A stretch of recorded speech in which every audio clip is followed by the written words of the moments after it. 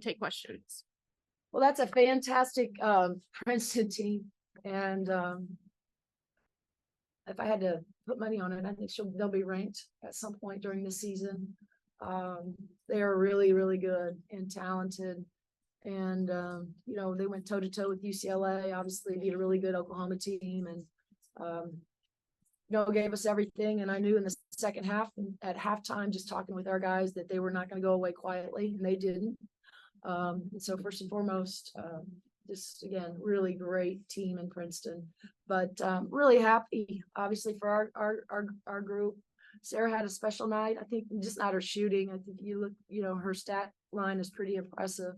I thought Mac, you know, handled herself in a great way out of the double today. It was a very physical game. Once again, this has been a very physical tournament. And with officials that we're not quite used to, haven't seen. And so sometimes the game is called a little bit different than we're used to. But, you know, at the end of the day, I thought our kids, as I said, their toughness meter is trending in the right direction, which is great. And, you know, it took everything we had in the second half to get to the finish line. And I'm really, really happy for our guys because they've listened, they've been coachable, they understand what we're asking them to do. And they've executed both days our game plan. So really happy for the team in white. Questions for student athletes, Amanda? Sarah, you really show a whole lot of emotions when you're out on the court. So I'm curious, when you're having a game like you are today, you're seeing your shots fall, what's going through your head? I think just continue to be confident, and as the game goes on, the defense obviously is probably going to stay a little closer to me if I'm hitting my shots. So seeing what's open, and just continuing to work hard when my play is right, and make the right decision.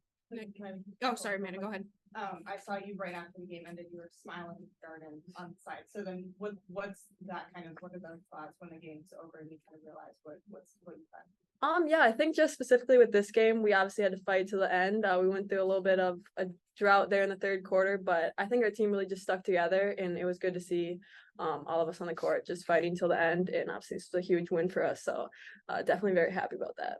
Nick. Mackenzie, congratulations on 2,000 career points. Well, heck, I didn't know that.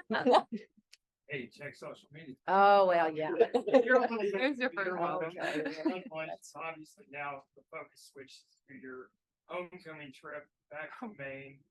Have you thought about just what that's going to be like for you next week? Yeah, I mean, I was really focused on these two games in Florida because I knew how important they were propelling us into next week and propelling us into Big Ten play. But yeah, it's going to be really exciting.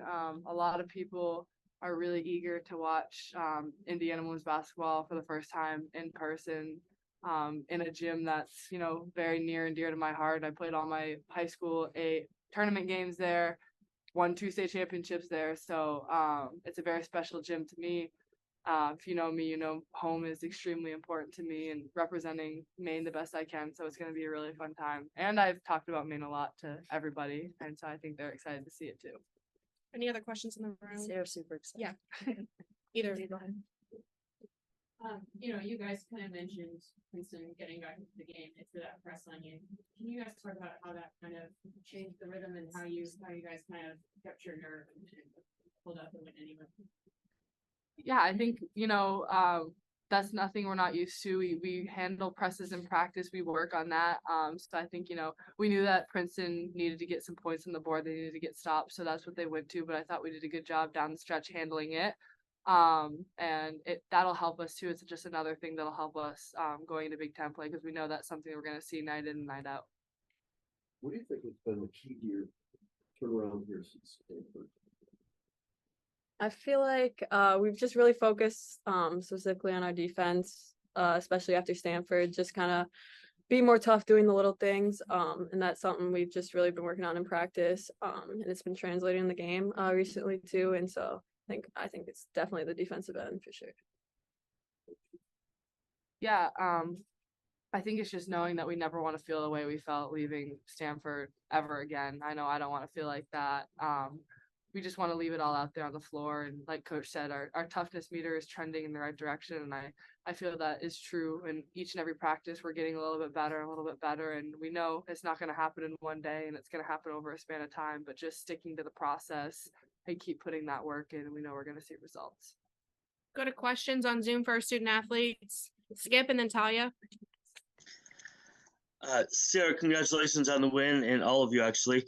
And couple minutes left in the game. You guys had a couple tough possessions on offense, had a couple shot clock violations there. Then with a minute 20, you get the dish off from Yarden. You pass up on a mid-range shot and drive to the hoop, draw the foul. Take us through that moment. That's pretty motivational there in the last couple of minutes. Yeah, I think we just needed something to kind of get us going. We were kind of exchanging buckets with them. They kind of went on a little run and got us sped up there in the fourth quarter. So I think we, especially, you know, that drive at the very end, just kind of got us all energized, and just wanted to finish out the game and get a stop on defense after that. Talia. Mackenzie, of course your family's going to be in Maine next weekend, but so will high school teammates, high school coaching staff, a bunch of friends and other family are going to be there too. How cool is that for you to just be able to play in front of and see so many people that have meant a lot to you over the years? Yeah, I'm really looking forward to it. I know that those people you just mentioned are always supporting me from afar. Not many of them miss games, whether they're watching on TV or following along on ESPN. So I think it's just going to be cool for them to get a chance to see us in person. You know, Maine historically is a good team in the American East, so we're going to get back to work next week and prepare for them. Seth and then Matthew. I guess for either of you, this is really the first, game you've had like this season that, you really had, Princeton kind of came back near the end and you had to kind of show some mettle and fight to really pull this one out and put it away. Just what do you guys like about what you saw from your teammates today and putting that away, and how important do you think it is to kind of experience some moments like this early in the season? Yeah, this is why Coach sets up the non-conference the way she does, is to get us ready for the Big Ten season and for March. Games like this are great to have under our belt. They're great for experience. Even games like Stanford, as hard as they are, they're great for experience down the stretch. So I think that it's just a matter of, executing in those games. There's still things we didn't do well down the stretch that we need to clean up, but it's good that we're able to experience that now, so it doesn't come as a surprise when we're in the middle of Big Ten play. Matthew and then Ari. Sarah, you shot really well in the first quarter. I was just curious if there's a certain number of 3-pointers you have to hit before you allow yourself to make one from the logo. No, I saw my first couple go down, and I just felt confident in my next shot, and I don't even really know what one was the logo shot, but I just felt confident in my shot, and obviously it's, as a shooter, it's good to see your first couple go down. It gives you more confidence throughout the game. Ari, last question for our student athletes. I just wanted to ask you not so much about the results because they were the same as last year, but about just playing in this atmosphere. You beat better teams. It was obviously a real stadium. You weren't in a ballroom, but you didn't have Grace Berger hurt or that situation. So how much of not necessarily the result, but just a better experience was it to be at this tournament versus last year? I mean, yeah, I think we gained experience from last year's tournament too. So each tournament's different in their own ways, but we played 2 really, really physical games. And I think that that's the biggest takeaway, is that we'll take that with us. We played in a good facility. We had a lot of Hoosier fans show up for us, which was amazing. Hoosier Nation is great, and they showed up even when we're in Florida. So I think that was something that was a great takeaway too. All right, Matt and Sarah, you're dismissed. Thank you. Brad, can you? Yeah. Questions for? Good job, I got you. Coach, obviously we've seen how Sarah is when she's on the court. Yeah. If you can give some insight into who she is as a person off the court. Sarah is extremely competitive. She's very quiet. I would categorize her as an introvert, but usually with introverts, they are very funny and witty, and she is that. I also think that she's very sensitive. I think there's a sensitive side of Sarah. She really cares about her teammates.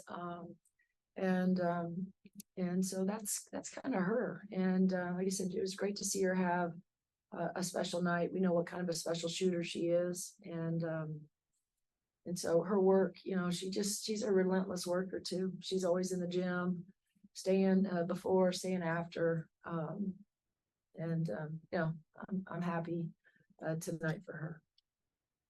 Nick. Coach, obviously, you know, a lot of fan support there. Yeah, it's great. But how cool was it to have the former voice of the Hoosiers get to Yeah, Mr. Crab, huh? So it's great. You know, it's great to see Chuck. I haven't seen him in a long time, couple months, several months. But it was great that I think Mac alluded to it. You know, Hoosier Nation never disappoints. You know, whether they're in Florida, whether they're in Chicago, you know, they show up for us, and we know how special it is. You know, we get to play in front of them, and obviously in Bloomington, but for them to, and we had a great crowd, not just a good crowd, a great crowd, and you know, it was fun that, and maybe they're fans that don't typically get the atmosphere of, you know, the hall. And so it was great that we could come down here and give them, you know, some Indiana women's basketball. But they were great, and we really are grateful for them. Go ahead. Coach, you know, the other night, Cleveland Jen and Madison St. Rose combined for 44 points against Oklahoma, and you held them to line 9 for 28. Sure. So, can you talk through how you kind of approached those matchups Sure. and what was working for you? Well, you know, we always talk about offense, right? Because Sarah was so great. Sarah had the matchup of 23. And I thought Sarah did a great job on St. Rose. We understood that Jen was going to be a hard matchup. She is terrific. We played against her in Bloomington a couple years ago, and so we knew that she was going to present problems for us. I thought Chloe came in, and then we were able to bring Lexi Vargasser off the bench. She's our probably our best second guard defender, and rest Chloe. And so, you know, our goal was to make Jen shoot contested twos. We were going under all ball screens. We knew she was going to get loose and make some of those. But what we didn't want to do is what St. Rose did against Oklahoma, and that's sit out there and stick all those threes. And so we were really trying to cover up the 3-point line, stay attached to her. And I thought Sarah did she guarded her most of the game, and then, by the way, had 28 and everything else. So that's when I, you know, was talking about her special night that, yeah, it was offensively, but both she and Chloe did a really good job defensively. Any other questions? Go ahead. You mentioned the toughness here of the players. Mm-hmm. Did that start after Stanford, or have you always been there? Well, we've always been tough, but Grace Berger sort of led us in that category, because Grace Berger was one of the toughest players that has ever worn an Indiana jersey. And the team that was in Stanford was not the Indiana team that we've seen.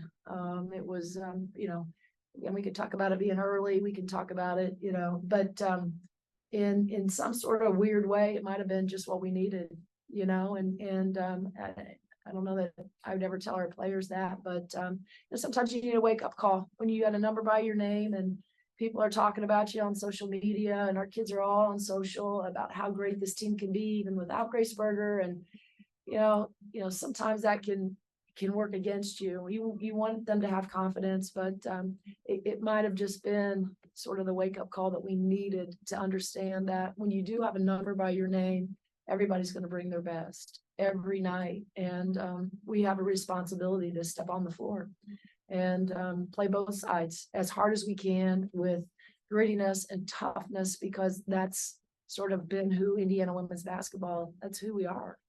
And you know, we're stingy defensively. We try to rebound, you know, and get in there and show some toughness. And tonight we got out rebounded, although we out rebounded Tennessee. We needed to do that, but like I said, we're trending in the right direction. I mean, you know, Princeton makes a run at you, and you got to hang on to that lead. And, you know, I thought we showed, especially Chloe, that veteran group that was on the floor, had to really show some resilience, but also be smart, get good shots. That's also a toughness thing, you know, and that's also experience. We're an old team. And that Tennessee was typically because they were coming off a loss. Right. And so that's two teams who want to get this. Right.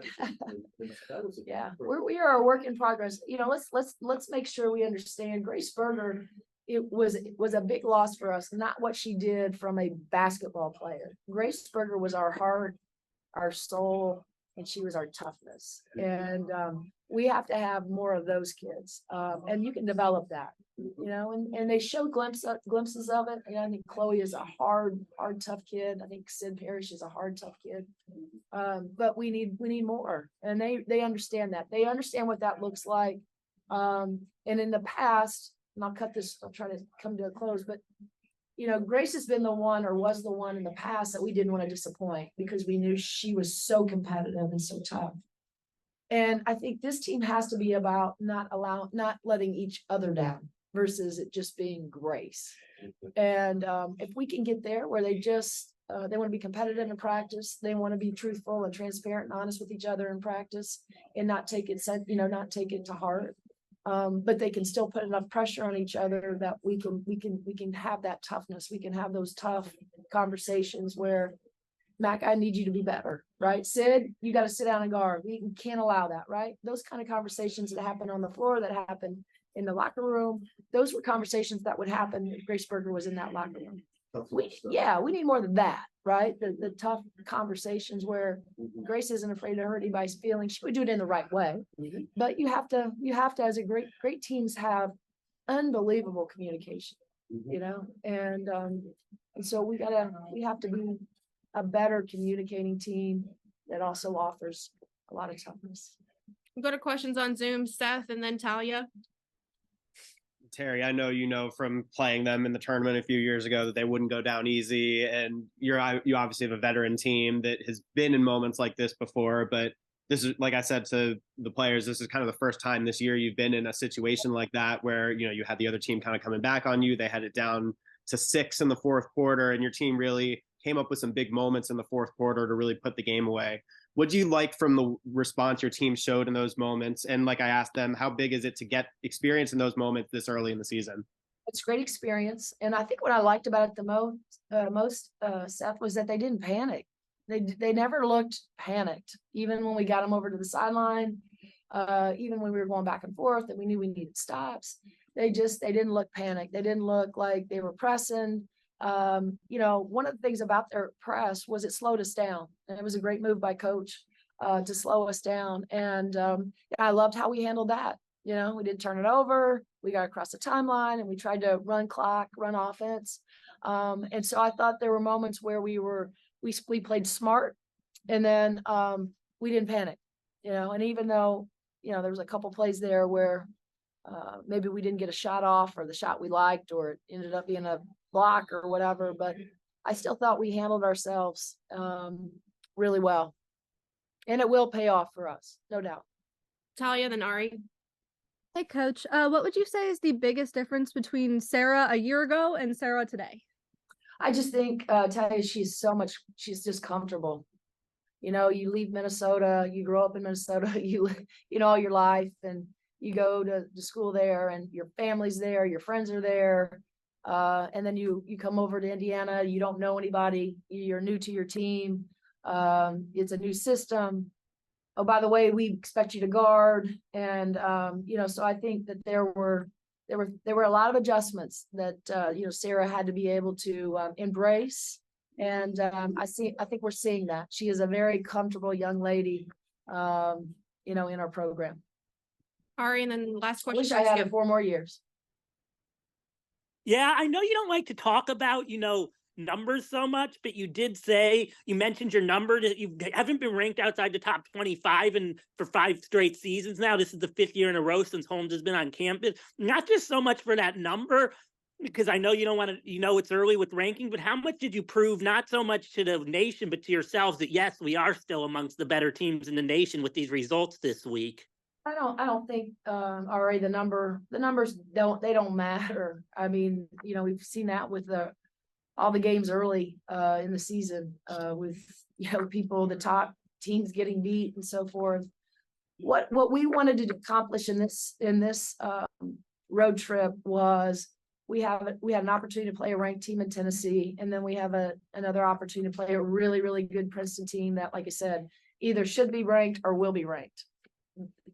And the only goal we had was we knew that we just wanted to perform better against Tennessee.